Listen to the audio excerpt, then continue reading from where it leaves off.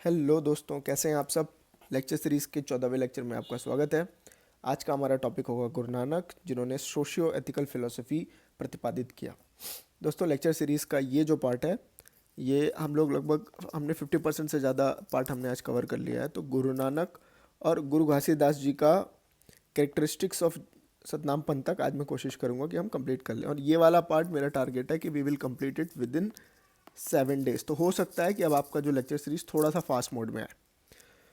गुरु नानक जी, जैसा कि हमने कल भी किया था, कि पहले गुरु नानक जी को समझने के पहले हमें ये समझना पड़ेगा कि वो आखिर किस समय पे थे एंड उस समय की क्या सोशियो पॉलिटिकल कंडीशंस थी। तो पहला तो था, उस समय दिल्ली में सल्तनत काल चल रहा था, बिकॉज गुरु नानक जी का जो टोटल पीरियड है वो है 1469 से 1539। ठीक है, तो ये बेसिकली आप समझ लो कि सल्तनत काल और थोड़ा सा मुगल काल का ट्रेलर यहाँ पे आपको मिलेगा।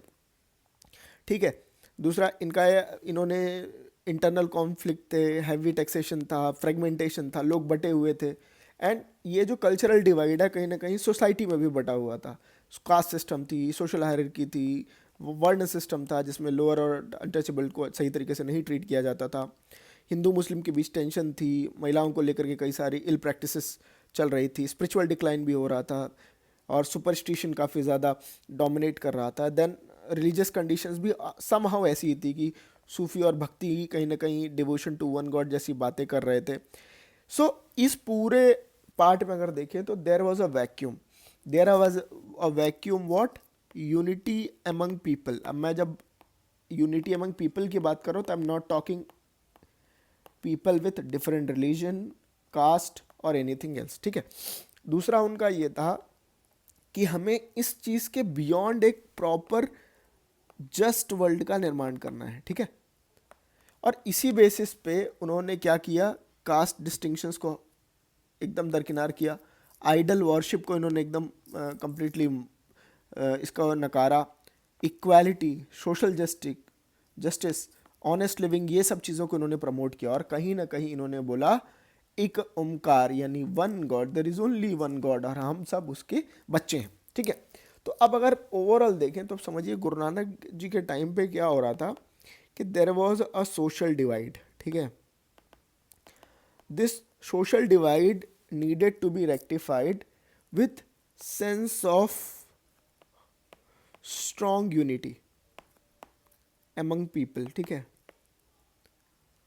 तो ये यूनिटी कब आएगी, जब डिस्क्रिमिनेशन जाएगा। सिंपल है, जब डिस्क्रिमिनेशन उस सोसाइटी से जाएगा तभी ये स्ट्रॉन्ग यूनिटी आएगी। और इस यूनिटी के दम पे क्या होगा, लोगों को यूनिटी से क्या मिल रहा है। पहले क्या हो रहा था, आपको याद होगा कि ज्ञान से मोक्ष मिलता था, भक्ति से मोक्ष मिलता था। ठीक है, मगर समुदाय को लेकर के कोई भी प्रीचिंग नहीं थी। बट सिखिज्म इकलौता था जो कि सोसाइटल वैल्यू को बहुत ज़्यादा ऊपर लेके गया। अब मैं कैसे, इसको मैं आपको आगे आने वाली सब्सिक्वेंट स्लाइड्स में बताऊंगा।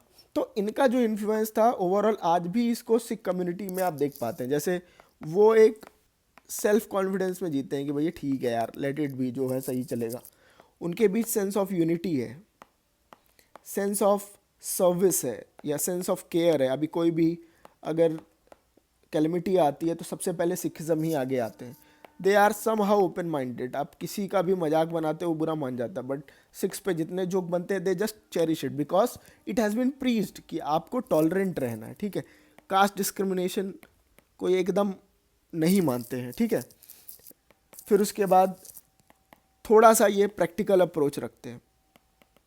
और ये कहीं ना कहीं कैसे ओरिजिन हुआ, तो ये नानक जी की राइटिंग से हुआ। नानक जी ने कई सारे राइटिंग की, लेकिन जस्ट इसमें जो सबसे इंपॉर्टेंट है वो है जन्म साखी, सॉरी। जन्म साखी इसमें सिंपल 2 पार्ट में बांट लो, जन्म बर्थ, साखीज मतलब सिख। और अगर हम लोग सिख का लिटरल मीनिंग भी देखें तो सिख का मतलब क्या होता है, जो सीखा हुआ हो। जो सीखा हुआ हो का मतलब जिसके पास क्या हो, सेंस ऑफ नॉलेज हो। और ये सारे फैक्टर्स में जिसमें सबसे सेंटर पे रखा सोसाइटल वैल्यू कि आखिर हमें साथ रहने से क्या फ़ायदा है, और उन्होंने एक फिलॉसफी दिया। रादर हमको ये कहेंगे कि it was nothing but a code of human conduct. ठीक है, ह्यूमंस को कैसे रहना चाहिए। ठीक है, तो ये इन्होंने बहुत सिंपल तरीके से बताया कि अगर इंडिविजुअल है, उसका जो टारगेट है, अगर वो चाहता है कि अपनी लाइफ वर्थ लिविंग बनाए, वर्थ लिविंग का मतलब जिसका जो अल्टीमेट गोल है वो है, सपोज करो या स्पिरिचुअल रियलाइजेशन है या मोक्ष है, सिंपल अगर मैं मतलब लेमैन में, ऑल्दो मोक्ष वर्ड यूज़ नहीं किया कहीं पे भी, आप लोग बचिएगा, जस्ट फॉर योर अंडरस्टैंडिंग, मोक्ष अगर मान लो तो उसको सबसे पहले तो अपनी लाइफ सही करनी होगी, वर्चुअस लाइफ। अब ये वर्चुअस लाइफ है क्या? ऐसी लाइफ जिसमें जस्टिस, ह्यूमिलिटी, विजडम, करेज, कंटेंटमेंट, ट्रूथफुलनेस और इंड्योरेंस जैसी क्वालिटीज़ हो। अब इंड्योरेंस क्यों? आपको याद होगा बाबर के समय पे या उसके बाद जो सब्सिक्वेंट लोग आए उनमें रिलीजियस टॉलरेंस बिल्कुल ख़त्म था, मतलब कन्वर्जन बहुत ज़्यादा डोमिनेंट चल रहा था। अब कन्वर्जन में अगर डोमिनेंट चल रहा है, बहुत सारे लोग आके आपको फोर्सफुली कन्वर्ट करा रहे हैं, तो अगर सोसाइटी अगर एक साथ आ जाएगी तो कहीं ना कहीं उस चीज़ से आप बच सकते हैं। तो अगर एक इंडिविजुअल वर्चुअस लाइफ में चले और उसके पास ये कैरेक्टरिस्टिक्स हो, तो वो कहीं ना कहीं स्पिरिचुअल रियलाइजेशन, यानी ही कैन और she can know the God. Also इससे और क्या फ़ायदा होगा? आपको सोशल हार्मनी आएगी। दूसरा, आप कॉस्मिक लेवल पे भी भगवान से कनेक्ट कर सकते हैं। ठीक है, तो ये जो पूरा इन्होंने जो प्रोसेस है, इंडिविजुअल वर्चुअस लाइफ कैसे होनी चाहिए, क्या क्या उसके एलिमेंट्स है, उसके बारे में बात करते हैं। तो अगर इस पूरे ओवरऑल कॉन्सेप्ट को समझे तो मैंने क्या कहा कि इंडिविजुअल का फैमिली होना बहुत इंपॉर्टेंट है।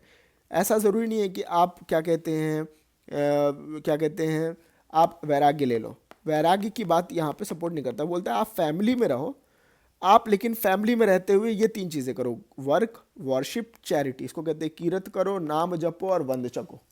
ठीक है, दूसरा कहते हैं sweetness and humility are the essence of all virtues, not self reliance. Self reliance में क्यों बोलता है, मतलब अगर कोई पूछे कि सिखिज्म क्यों बोलता है कि सेल्फ रिलायंस मत रहो, जबकि सोसाइटी से इंटरकनेक्शन बना के रखो, तो आपको ये समझना होगा कि सब एलिमेंट को आपको साथ में लेके चलना पड़ेगा। अगर आप सेल्फ रिलायंट हो जाएंगे तो आप जो सोसाइटल वैल्यूज है या जो आपस में इंटरपर्सनल यूनिटी वाली जो चीज़ें वो आपके अंदर नहीं रहेंगी। और तीसरा कहता है कि हाउस होल्डर, जो कि घर पे रहने वाले लोग हैं, उन्हें गॉड का रियलाइजेशन के लिए कोशिश करनी चाहिए, and it is not that difficult. तो ये जो 3 फंडामेंटल कॉन्सेप्ट है, ऊपर का जो प्रोसेस फ्लो है, अब इनका जो व्यू है हम लोग अलग अलग कंपोनेंट्स में देखेंगे। जैसे कास्ट सिस्टम, कास्ट सिस्टम को ये सीधे सीधे मना कर देते हैं कि ना, कोई ये कास्ट सिस्टम होता ही नहीं। और ये कहते हैं कि divine teaching is for everyone who ever utters the name, utters the name मतलब name of one God, Omkar. ठीक है, बहुत क्लियर रहना है इसमें। Which lives all in the heart of guru's instructions is delivered from the age, मतलब उसको मोक्ष मिल जाएगा। नॉन वायलेंस में गुरु नानक जी जो थे वो नॉन वायलेंस के एकदम समर्थक थे। इवन बाबर ने इनको कई बार हरस करने की कोशिश की, चूंकि ये लोग दिल्ली के ही पास थे तो इनको कई बार हरसमेंट भी हुआ, but he has adopted the non violence route. But जब इनके 10वें गुरु आए, श्री गुरु गोविंद सिंह जी आए, तब उन्होंने कहा नहीं, अगर धर्म की रक्षा करने के लिए अगर आपको हथियार उठाना पड़े तो उन्होंने खालसा बनाया या जस्ट वॉर का उन्होंने नाम लिया। अब जैसे आपको याद होगा, यदा यदा ही धर्मस्य ग्लानिर्भवति भारत अभ्युत्थानम अधर्मस्य तदात्माने सृजाम्यहम्। तो समहाउ ये कुछ वैसा ही है, लेकिन इसमें जो नाम आपको याद करना है किसका? गुरु गोविंद सिंह जी का, जो कि 10वें गुरु थे। वुमेन को लेकर के भी ये बहुत ज़्यादा ओपन माइंडेड है। ये कहते हैं कि वुमेन का इक्वल स्टेटस होना चाहिए। विडो रीमैरिज को ये सपोर्ट करते हैं। जो समाज के उस समय के एविल थे, सती प्रथा, चाइल्ड मैरिज, ये सब चीज़ों के ये विरोध में है। और किसी भी प्रकार से महिलाओं को डिमीन नहीं करना चाहिए। साथ ही साथ ये कहते हैं वुमेन को रिस्पेक्ट सबसे इंपॉर्टेंट पार्ट है किसी भी सिक्की की सोशल लाइफ का। वेजिटेरियनिज्म में ये कहते थे कि अगर आप लंगर आपको पता होगा कि जो गुरुद्वारों में आप कभी भी जाते हैं, कोई भी गरीब जाता है, किसी भी तबके से हो, उसे खाना मिलता है, तो वो जो लंगर है वो वेजिटेरियन होना चाहिए। लेकिन बाकी एस्पेक्ट्स ऑफ लाइफ में उस चीज़ को लेकर के थोड़ा अभी भी डिबेट है। तो ओवरऑल इन सब चीज़ को अगर हम कंक्लूड करें कि societal service is the care of the needy and service of the poor is their prime motto. संगत का मतलब है कि डेमोक्रेटिक गैदरिंग होनी चाहिए, लोग आना चाहिए, आपस में बैठना चाहिए। इससे क्या होता है? सोशल वैल्यूज ऊपर जाती है। याद रखिएगा, इसका जो हार्डकोर फिलॉसफी है is to promote very essential idea of society, and the langar लोगों को आपको सपोर्ट करना है कि वो साथ में बैठ के खा सके। तो ये हमारा टॉपिक कंप्लीट होता है दोस्तों। Thank you. Like if you have like the video, comment if you have any doubts. Thank you everyone, मिलते हैं अगली वीडियो में।